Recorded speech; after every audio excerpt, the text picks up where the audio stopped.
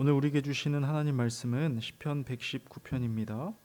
119편 145절에서 176절까지 말씀입니다. 145절에서 176절까지 말씀 한 절씩 교독하시고 마지막 절 합독하시겠습니다. 여호와여, 내가 전심으로 부르짖어 싸우니 내게 응답하소서. 내가 주의 교훈들을 지키리이다. 내가 주께 부르짖었사오니 나를 구원하소서. 내가 주의 증거들을 지키리이다. 내가 날이 밝기 전에 부르짖으며 주의 말씀을 바라싸우며 주의 말씀을 조용히 읊조리려고 내가 새벽녘에 눈을 떴나이다. 주의 인자하심을 따라 내 소리를 들으소서. 여호와여, 주의 규례들을 따라 나를 살리소서. 악을 따르는 자들이 가까이 왔사오니 그들은 주의 법에서 머니이다. 여호와여, 주께서 가까이 계시오니 주의 모든 계명들은 진리니이다. 내가 전부터 주의 증거들을 알고 있었으므로 주께서 영원히 세우신 것을 줄을 알았나이다. 나의 고난을 보시고 나를 건지소서. 내가 주의 율법을 잊지 아니함이니이다. 주께서 나를 변호하시고 나를 구하사 주의 말씀대로 나를 살리소서. 구원이 악인들에게서 멀어짐은 그들이 주의 율례들을 구하지 아니함이니이다. 여호와여, 주의 긍휼이 많으오니 주의 규례들에 나를 살리소서. 나를 핍박하는 자들과 나의 대적들이 많으나 나는 주의 증거들에서 떠나지 아니하였나이다. 주의 말씀을 지키지 아니하는 거짓된 자들을 내가 보고 슬퍼하였나이다. 내가 주의 법도들을 사랑함을 보옵소서. 여호와여, 주의 인자하심을 따라 나를 살리소서. 주의 말씀의 강령은 진리이오니 주의 의로운 모든 규례들은 영원하리이다. 고관들이 거짓으로 나를 핍박하오나 나의 마음은 주의 말씀만 경외하나이다. 사람이 많은 탈취물을 얻은 것처럼 나는 주의 말씀을 즐거워하나이다. 나는 거짓을 미워하며 싫어하고 주의 율법을 사랑하나이다. 주의 의로운 규례들로 말미암아 내가 하루 7번씩 주를 찬양하나이다. 주의 법을 사랑하는 자에게는 큰 평안이 있으니 그들에게 장애물이 없으리이다. 여호와여, 내가 주의 구원을 바라며 주의 계명들을 행하였나이다. 내 영혼이 주의 증거들을 지켜 싸우며 내가 이를 지극히 사랑하나이다. 내가 주의 법도들과 증거들을 지켰사오니 나의 모든 행위가 주 앞에 있음이니이다. 여호와여, 나의 부르짖음이 주의 앞에 이르게 하시고 주의 말씀대로 나를 깨닫게 하소서. 나의 간구가 주의 앞에 이르게 하시고 주의 말씀대로 나를 건지소서. 주께서 율례를 내게 가르치심으로 내 입술이 주를 찬양하리이다. 주의 모든 계명들이 의로움으로 내 혀가 주의 말씀을 노래하리이다. 내가 주의 법도들을 택하였사오니 주의 손이 항상 나의 도움이 되게 하소서. 여호와여, 내가 주의 구원을 사모하여 싸우며 주의 율법을 즐거워하나이다. 내 영혼을 살게 하소서. 그리하시면 주를 찬송하리이다. 주의 규례들이 나를 돕게 하소서. 이른 양 같이 내가 방황하오니 주의 종을 찾으소서. 내가 주의 계명들을 잊지 아니함이니이다. 아멘. 신앙생활에 있어 가장 중요한 것을 꼽으라고 한다면 여러분은 뭐라고 답을 하시겠습니까? 한 크리스천 조사기관에서요, 이 질문을 가지고 복수응답이 가능하게 조사를 했습니다. 그러자 너무 뻔한 결과가 나왔습니다. 뭐 색다를 것이 정말 하나도 없었고요. 시대와 문화와 전혀 상관없이 우리가 생각하는 그 대답이 나왔습니다. 뭘까요? 신앙생활에 있어 가장 중요한 것 1위는 개인 기도 생활이었고요. 68%를 차지했습니다. 2위는 뭘까요? 말씀 읽기가 42%로 두 번째였고요. 3위는 예배 참석으로 35%였습니다. 저는 이 설문조사를 보고 두 번 놀랐습니다. 먼저는 앞서 말씀드린 대로 색다를 것이 전혀 없었기 때문입니다. 기도와 말씀과 예배, 이건 제가 어렸을 때부터 들었던 거랑 똑같거든요. 40년 전에도 그랬다는 말이고요. 아마 여기서 가장 오래 사신 분도 어렸을 적에 분명히 들으셨던 이야기일 겁니다. 말 그대로 크리스천이라면 귀에 못이 박히도록 들었던 말인 거예요. 하도 시대가 요상하게 흘러가니까 뭐 신박한 것 좀 나오려나 했지만 다행히 그렇지 않더라고요. 신앙을 가진 모두가 기도와 말씀과 예배를 가장 중요하게 여기고 있었습니다. 그러니 아직 희망이 있다고 표현을 해도 될 것 같습니다. 그런데 또 하나 더 놀란 점은요, 기도와 말씀과 예배, 이걸 안 한다는 거예요. 해도 아주 적게 한다는 겁니다. 참 희한하죠? 신앙을 가진 모두가 가장 중요하게 여기는 이것을 안 하거나 혹은 적게 한다니, 이걸 도대체 어떻게 해석해야 합니까? 예배 안에 기도와 말씀이 있으니까 간단하게 기도와 말씀이라고 해보죠. 신앙생활에 있어 1위와 2위로 꼽은 기도와 말씀이에요. 그런데 실제의 삶에 있어서는 순위권 받기라는 겁니다. 먼저 자기 할 것들 다 하고 나서 남는 시간이나 잠깐 짬을 내서 하는 정도라는 거예요. 여러분도 들으면서 참 의아하시죠? 그래서 오늘 본문의 저자는 우리에게 말해줍니다. 기도와 말씀의 유익에 대해서 말이죠. 귀에 못 박히게 들었지만 다시 말해줍니다. 오늘 우리 하나님께서는요, 또다시 말해주십니다. 기도와 말씀이 우리에게 왜 필요한지 말입니다. 그래요. 다시 들으면 되죠. 또 들으면 되고 또 해보면 됩니다. 중요한 건 멈추지 않는 거니까요. 어떤 수학 강사가 그러더라고요. 작심 3일이어도 괜찮다. 대신 하루 쉬고 4일마다 반복해라. 먼저 우리는 저자의 기도하는 모습을 볼 수가 있는데요. 본문의 시작이 이러합니다. 여호와여 내가 전심으로 부르짖었사오니 내게 응답하소서. 내가 주의 교훈을 지키리이다. 이어 말하길 146절은 내가 주께 부르짖었사오니 나를 구원하소서. 내가 주의 증거들을 지키리이다 합니다. 그리고 147절에서는 내가 날이 밝기 전에 부르짖으며 주의 말씀을 바라싸우며 합니다. 성경은 저자의 기도를 부르짖는다라고 표현합니다.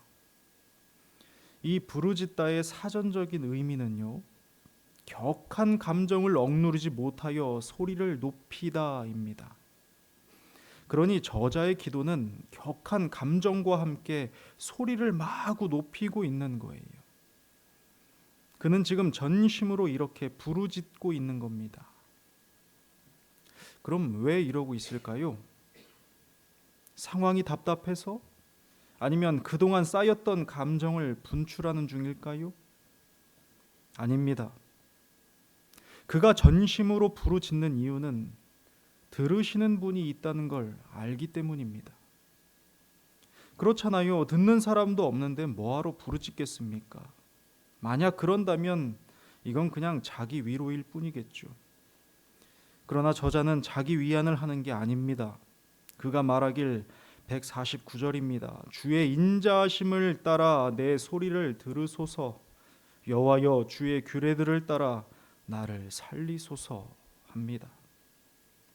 저자가 이렇게 기도하는 이유는요, 기도를 들으시는 분이 계시며 들으실 뿐만 아니라 반드시 응답하신다는 믿음 때문입니다.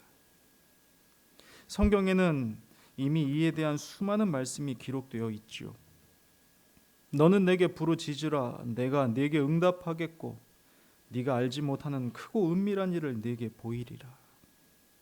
내가 여호와께 간구하매 내게 응답하시고 내 모든 두려움에서 나를 건지셨도다. 여호와는 자기에게 간구하는 모든 자, 곧 진실하게 간구하는 모든 자에게 가까이 하시는도다. 그는 자기를 경외하는 자들의 소원을 이루시며 또 그들의 부르짖음을 들으사 구원하시리로다. 이것뿐이겠습니까? 사랑하는 여러분, 그거 아세요? 성도의 기도는 반드시 응답이 됩니다. 주님의 인자하심과 규례들을 따라 응답이 됩니다. 즉 주님의 선하신 뜻대로 반드시 응답이 된다는 겁니다. 그런데 만약 이러한 믿음이 없이 기도한다면 이보다 답답한 일이 있을까요? 가만히 보면요, 확신이 없는 기도는 내가 바라는 것이 이루어지길 원할 때 생기더라고요. 무슨 말입니까?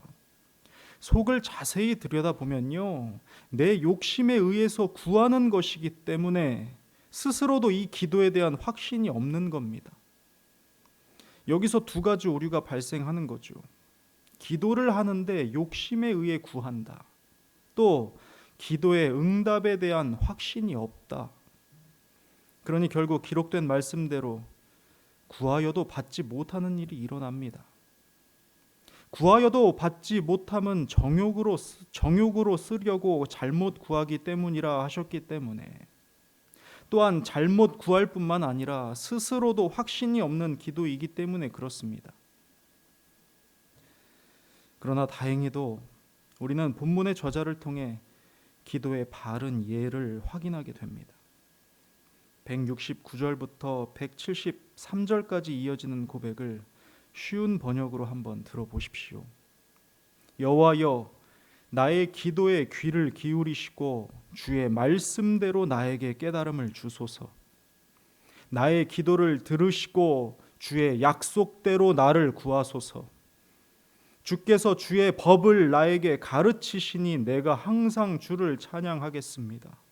주의 계명이 의로우니 내가 주의 말씀을 노래하겠습니다.